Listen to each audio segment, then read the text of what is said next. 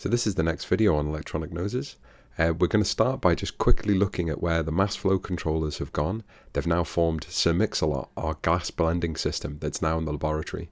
And you can also have a quick peek at our current prototype. But this video is going to be about assembling and building the new prototype. We're going to see that there's a lot of problems, but nothing that can't be fixed. And actually we're going to have a look at the performance of this just through a brief test. I'm going to huff on the ENose and see if it can detect my breath. And then finally, we're going to look at the thermal performance of this, because this electronic nose has a lot of heaters in it. It actually has about 5 watts of heat generated on the board. So when we left off in the last video, we talked about the design of electronic nose, but we also talked about how to hack MFCs. And those have now been built into a full gas blending system that you can see here. All 7 MFCs are what we call ChemEng, because it can blend gases. I also had a previous video where I paired that film flow meter that's on the floor. And we've combined that with a gas chromatograph there that I repaired actually, and I haven't recorded any video on that. And that system, that gas blending system, feeds into our current prototype of the nose, which you can see there. That's an extraction system above it. It has a 6-port valve, and then that thing I'm pointing to is the hot glued on sensor array flow cell. But it's more interesting to talk about the new design. So we're going to go over that now and look at assembling the new boards that we've received from the PCB manufacturer. This prototype was actually designed by Ryan entirely himself. So this is Ryan Ben's design. This is Mk5. And yeah, we're somehow up to Mk5, and already we've started planning Mk6. And he's put the old ultraviolence because of the amount of wires I made him put through to stitch the ground planes together. And good for laughs and lashings of the old ultra-violent. Yeah, so this is the current prototype. It's a 4-layer board. You can see it's sort of divided into 2 halves. This is actually where the sensors are, and then down here, this is where you have power in this corner, and then there's a controlling ESP32 down here, so as an Arduino. What do we actually have? So we have sensors up here, the footprints for them. So you see 1, 2, 3, 4, 5, 6, 7, 8, 9, 10, 11, 12, 13 sensors. And there's a 14th sensor up here, which is actually an SCD30. So that's actually a CO2 sensor, and it'll also sense humidity and temperature. And what we do in this design is we put all the sensors onto the PCB for ease of manufacturing, and then actually clamp over a flow cell over the top. And this flow cell is, you can see, has a flow path between all the sensors. And the idea of it is to minimize the amount of volume that each sensor is within, so that we get as little back mixing as possible. We've got an array of metal oxide sensors that are going in here. We also have some specialized sensors that have filters built into them, so hydrogen sensors as well. And this sensor here is pretty interesting. It's a carbon monoxide sensor. This isn't really our optimized array. This is really just get as many sensors that are cheap into this array as possible. Version 6 will actually focus a lot more on looking at MEM sensors. This is quite straightforward, this one though. Really, it just takes the sensors, gives them the heater voltage that they expect, and then actually on the back, what we have is footprints, say here and here, footprints here and here for ADS1115 chips, which are analog to digital converters. So we have a few of those, 1, 2, 3, I think we have 4 of them. There's the 4th. So 1, 2, 3, 4 of them. That gives us enough channels to actually sample all of the sensors that we have here. This footprint here is for an op-amp, an OPA 2333, and that's for a transimpedance amplifier on this sensor here. So most of these sensors are resistive dividers, and they will actually kind of give you their measurement as an output voltage once you build the circuit for them. But this guy here actually gives you an output current. It's basically a fuel cell. And that output current you have to convert is very small, so you have to convert it to a voltage so you can use an ADC on it. And that's what that is. That's going to be a transimpedance amplifier that's just there. We also have a voltage reference as part of that transimpedance amplifier, and some trickery to basically make it work basically conversion circuits to actually make it work, fit in the range of the ADC. Right, there's power down here. We've got actually a little footprint for USB-C port down here, as well as this is for a DC barrel jack, and this is for screw terminals. All of these sensors are digitized using an ADC, And then we have our bus here, right, for communications with it. But this SCD30 is actually a whole PCB that you actually put this chip on, and that communicates directly with the Arduino as well through the bus that's here. We have a breakaway section here because we can actually chop this bottom part off and then actually directly wire all of the analog outputs to something like a 6.5 digit multimeter with a multiplexer, so that we can get very high precision measurements on here if we want to do it that way. But really we're going for a low cost design. So actually this bottom part is pretty essential that we actually do everything on the PCB. Why are we actually soldering the ADSs in ourselves? Well, we got SMT assembly from the PCB supplier, but they didn't have any of the ADS 115s available. So yeah, the chip shortage got us. So just to comment on that, funnily enough, even though ADS 1115s are some of the cheapest and most readily available ADC chips you can get, the only way we could really get them in any reasonable time is to actually buy modules, right? And actually right now, buying a module and then desoldering the chip off them is cheaper than buying the components at Mouser or DigiKey or wherever. So we've bought a ton of these, and I'm gonna have to desolder these ADSs off just to put them onto the board down here. In future, I think what we'll probably do is put something like a 24-bit DAC on here, sorry, ADC on here, build a very nice voltage reference for it, and then use an analog mux to actually mux in all of these different sensors. That would reduce the parts rather than have, an ADS bit for each one of them. And it would reduce the number of parts we have. The ADSs have muxes on them, and they can actually mux together 4 input channels. So that's why we only need, 4 ADSs, despite the fact that we have something like 14 sensors in here. But that being said, it probably is a much better idea to use a high quality ADC, a 24-bit ADC, put a good voltage reference on here, and then mux in these channels so that I don't worry about the reference voltages differing between these. I could spend a bit of time on that ADC layout, making sure that it has a good quality voltage reference and buffering and everything else like that. So that's probably what's coming in Mark 5.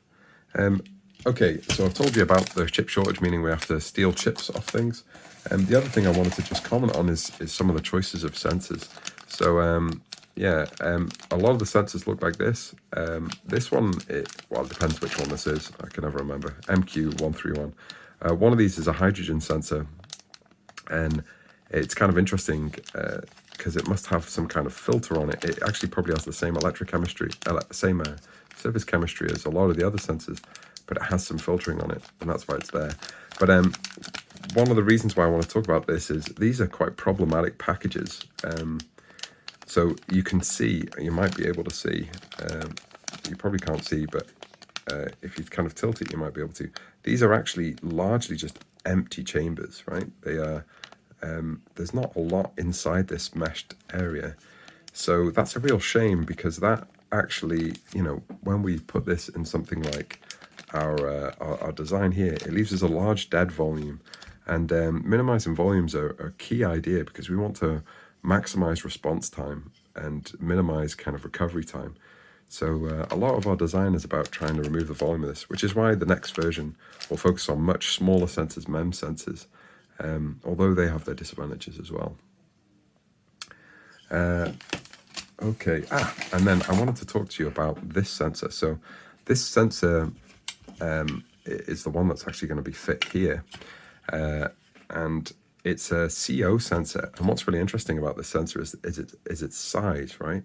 So this is a Figaro TGS 5042, and it looks like a battery, right? For all intents and purposes, it looks like a battery. But actually, all of the gubbins, the interesting gubbins, are up here near this this terminal end. The actual inlet to the system is up here, and all this is literally a tank of water. And essentially, there's a fuel cell in the end of it. And this tank of water is just there to keep that fuel cell wet. And once this tank of water dries out, then actually this thing will not work anymore. And that's exactly how your CO sensor in your kitchen works. It actually has one of these tanks, and this is why it has a lifetime. It has a lifetime because these tanks tend to dry out. So I thought that was quite interesting, really. Again, a very large package. It would be nice to use something smaller, but it's quite nice having something that's a fuel cell sensor rather than, say, a resistive sensor, just for the difference in signals that you get. I should say that we've actually picked a large variety of sensors, right? They don't all work the same way, and that was very deliberate. We did a lot of optimization in which sensors we were going to apply, and we continue to update that. So we're not just throwing random sensors in here. These are optimized sensor sets out of the ones that we could see. Okay, so I'm going to try and solder some chips on. I might do a little bit of video of that, but that's the update for now. So the first thing we're going to do is sort out the power, actually. So the reason why I'm going to solder the power system in is I don't want to solder in a lot of hard-to-replace ADS chips and then suddenly find out that I messed up the power. Or sorry, Ryan messed up the power. Let's put the blame where it's deserved.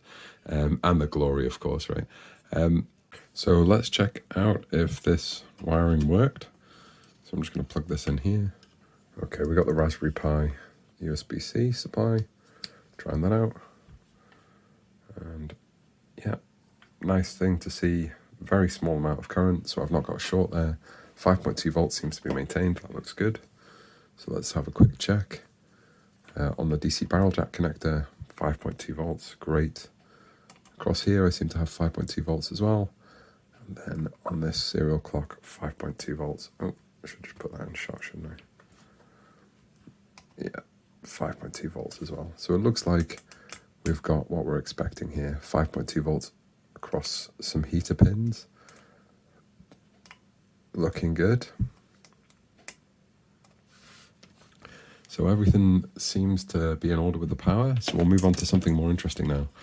What I'll do is I'll put the socket in for the ESP. That'll be the next one. By putting the ESP pins in and then putting it into the socket, while I solder the socket on, I can actually keep everything aligned.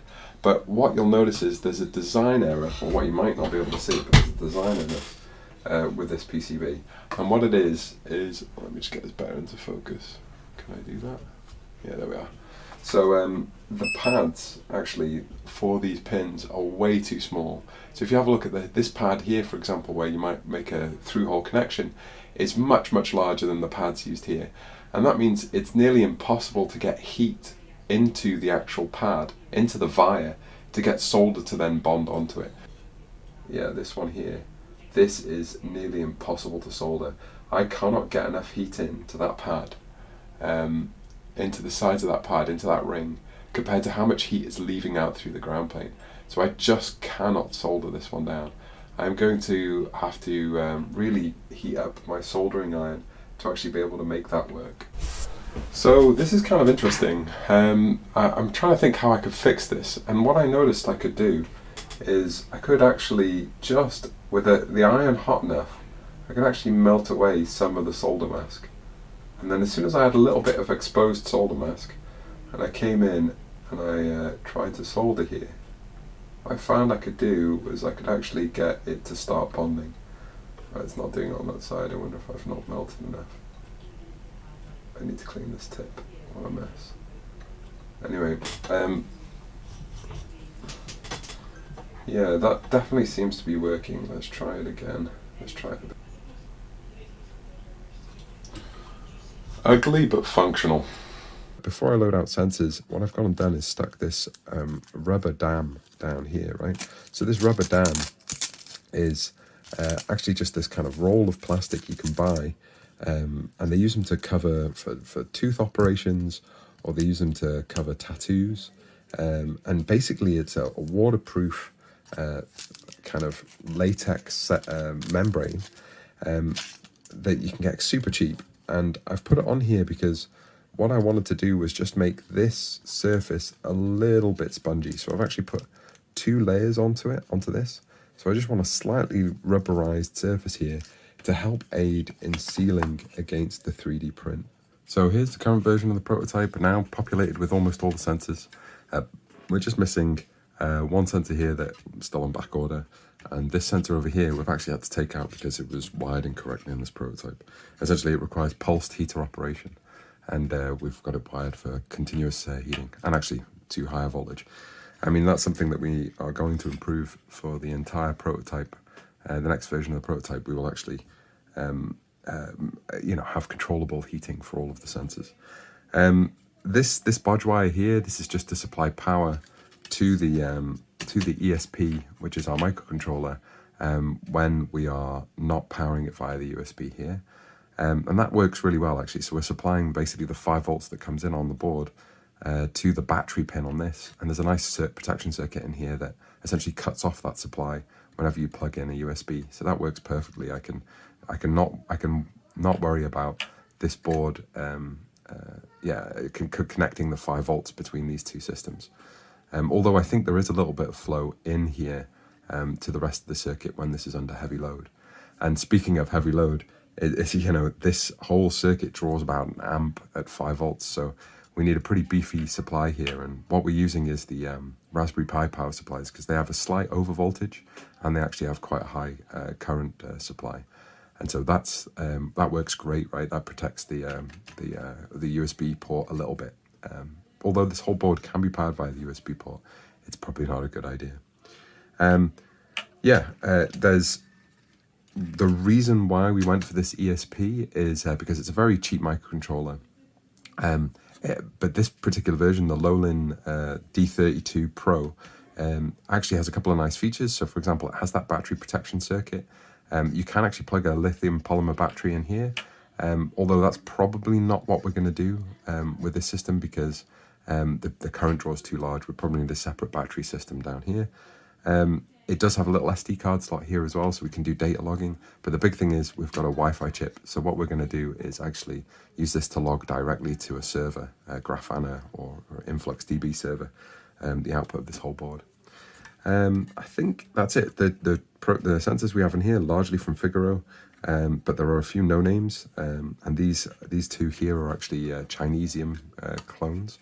And then we have the very cool CO2 sensor here.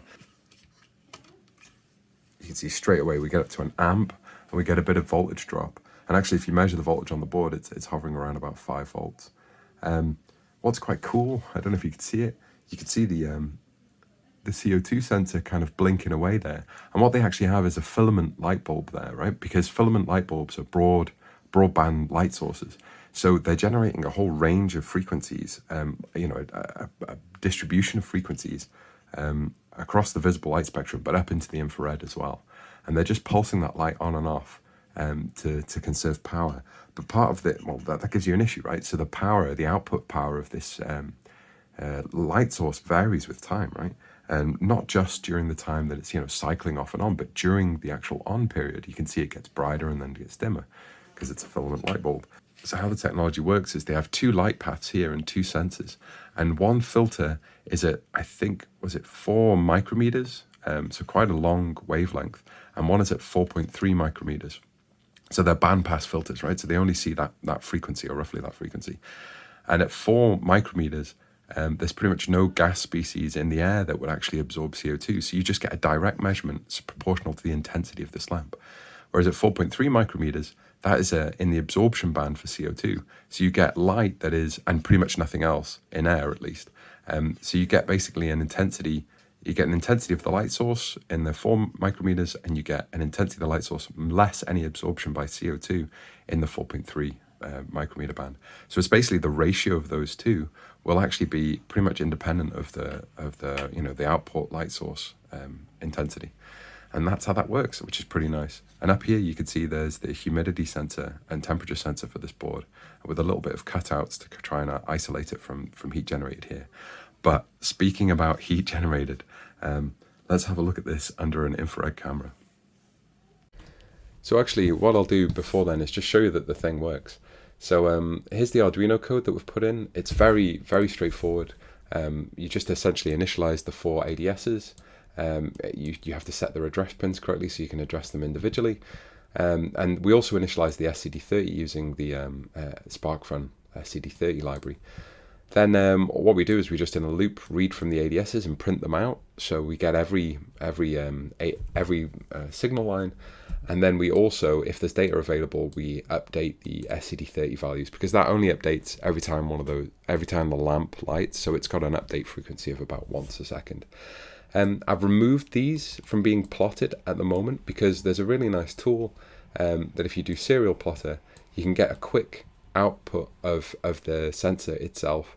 As long as you plot it like this, right? So if you have a look at the serial monitor, as long as you have comma separated values, then this plotter will work quite well. But if I put the CO2 values in there, or the last temperature, or the last humidity, I'm going to get readings in the hundreds, and that's a little bit too high to make a nice plot. So I'm just going to comment those out for now. And what I'm going to do is show you that this thing works. I'm going to now breathe on the sensor array just so we can see what happens, and see if there's actually kind of measurements happening.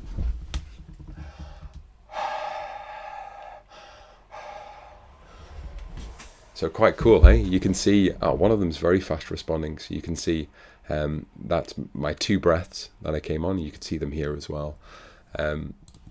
And what else? Yeah, you can see quite a quick return back to the baseline, which is good. This sensor is responding. This top sensor, whichever sensor this is not responding at all. And I can't help but feel it's maxed out at 5 volts. I also see some power supply issues, right? So if you have a look, there's a periodic dip in all of this data, right? And it all lines up. And probably what that is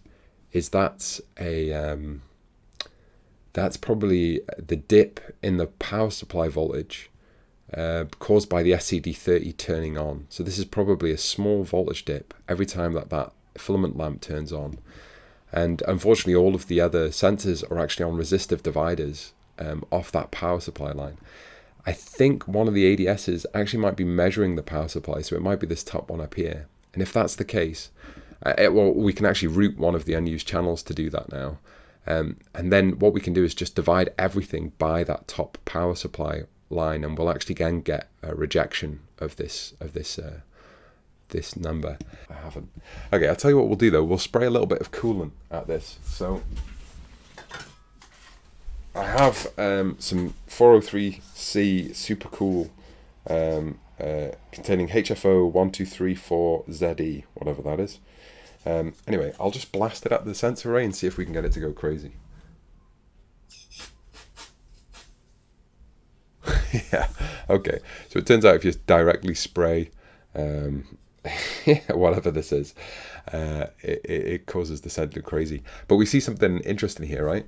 We see a very large change in response on this one, but it's peaked out and it's taken a long time to recover. So all of these sensors are going to take a long time to recover. I can actually see some of this evaporating off some of the sensors still. So yeah, that was quite dramatic. Let's see if we get a recovery back to where we were before.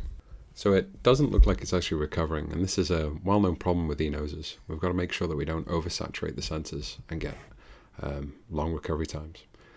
Right now we're going to take a look at the thermal imaging of the system. So this is the board under the camera.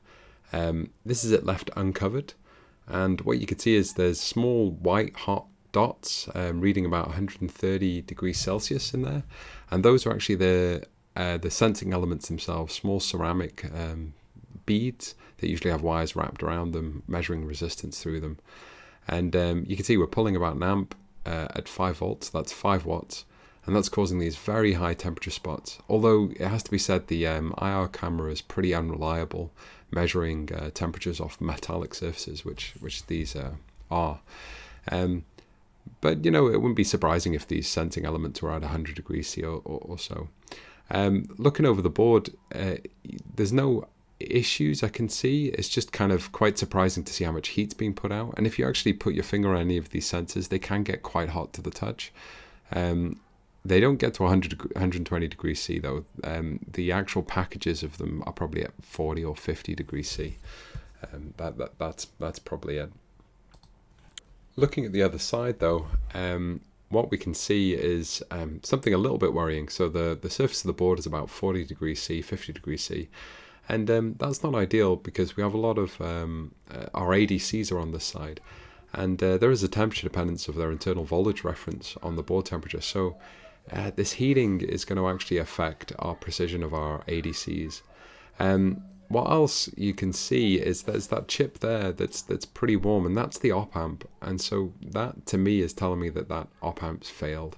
And sure enough, after this video was recorded, I went back and checked, and that op amp was actually had failed. And I'm not sure why it had failed, but it seemed to be to shorting its output through itself. So replaced that, and actually now that there's no heating issues there. So it's one of the real benefits of having a thermal camera and just pointing at PCBs, is you can look for chips that have failed usually and find them. But we can see clusters of heat up here at the top, centered underneath the other sensors. Now, right now I'm pretty happy with the way this is behaving, but this isn't how it's going to be used in operation. It's not also the worst case for it. So like this whole area, it is getting quite warm, but it's only about 48 degrees C. But what happens if it's inside the cover? And more interestingly, inside the cover with no gas flow, can we actually get an overheating problem? And that could actually lead to damage on these parts, or perhaps melting of the plastic case, or any other number of issues. So what I'm going to do is I'm going to put a cover over it and then leave it running for about 40 minutes and just have a look again at the thermal image. So here we are after 40 minutes. It doesn't look too bad. So the case isn't above 40-50 degrees C. At least the plastic is nowhere near that, actually. So it doesn't look like the 3D print has really heated up too much. The electronics look fine. The back side of the board, it's a bit hotter. Okay, it's about 60 degrees C under the sensors. Sorry, the pauses are because the IR camera, there's a slight calibration every now and then, and it takes a few seconds to do. But yeah, it doesn't look too bad. You'll notice the pins look colder than the actual heated area, but I think that's more the emissivity of the solder joints. So that's actually just an optical effect. If I remove the sensor cover, actually we read 100 degrees C again. But again, that looks to be just the sensing elements. Everything else is pretty cool to the touch. Yeah, you can see the temperature of my skin. Nothing's really most of it's at about 30 or 40 degrees C. So I'm not really worried about this. This looks like it will work just fine. So I think we're ready to put this into production. I'm just going to fix that op amp on the back, and then we'll go and collect some data, and well, I'll keep you updated once we've got something interesting to show. Thanks for listening.